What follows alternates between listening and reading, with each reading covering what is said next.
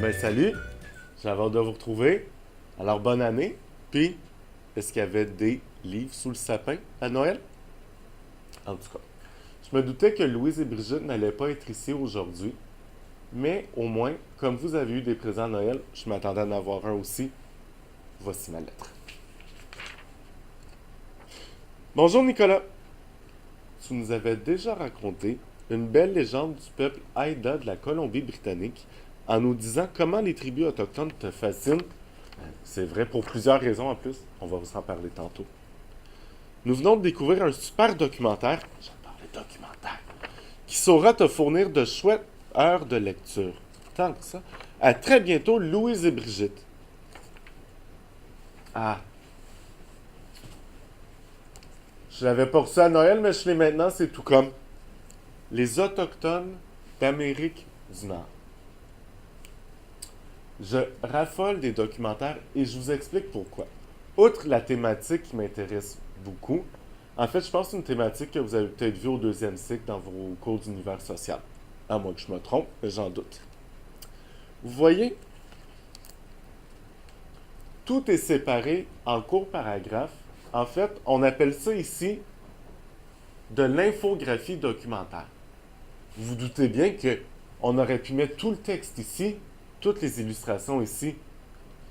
Ça aurait été difficile à comprendre. Pour mieux assimiler les informations qu'on apprend ici, de courts paragraphes sont mieux. Mais justement, qu'est-ce qu'on apprend à travers ce documentaire sur les Autochtones? Eh bien, on fait un tour de plusieurs tribus d'Amérique du Nord. À travers l'histoire, on apprend où ils vivaient. Par exemple, la maison de terre, les clayonnages, les torchis, pour ne nommer que ceux-là. Que mangeaient-ils? Ben, vous ne serez pas surpris, hein? La cueillette, la chasse, la pêche, c'était très, très, très important pour ces tribus. À vous de le découvrir. Et surtout, qui sont-ils aujourd'hui? Où les retrouve-t-on? Que font-ils? Comment sont-ils impliqués dans notre société, votre société? Un documentaire super important. Par contre, j'ai pas tout nommé. Les habitations de ces tribus étaient diverses. J'en ai nommé une ou deux, mais avec ton professeur, si tu replonges dans le documentaire, peux-tu m'en nommer trois autres? Aussi, je t'ai expliqué que la chasse et la pêche étaient très, très, très importantes pour ces tribus. Mais vous doutez bien que les outils n'étaient pas les mêmes qu'aujourd'hui.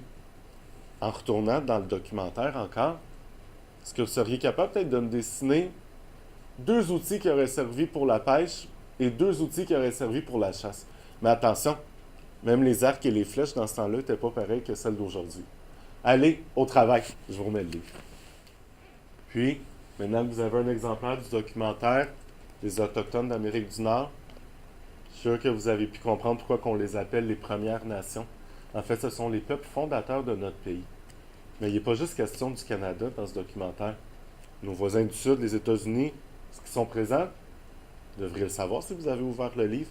Puis en fait, justement, sous forme de quiz, un petit savais-tu? Entre élèves, peut-être pour vous surprendre, pourquoi pas justement rédiger un petit quiz avec trois faits? Tiens, les trois faits qui vous auront le plus étonné. Parce que vous savez, peu importe notre âge, quand on lit un documentaire, on apprend au moins un élément nouveau. Je pense dans celui-ci, vous allez en apprendre plusieurs.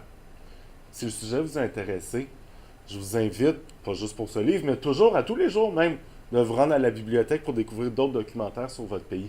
En fait, la Côte d'Ouïe, c'est 971.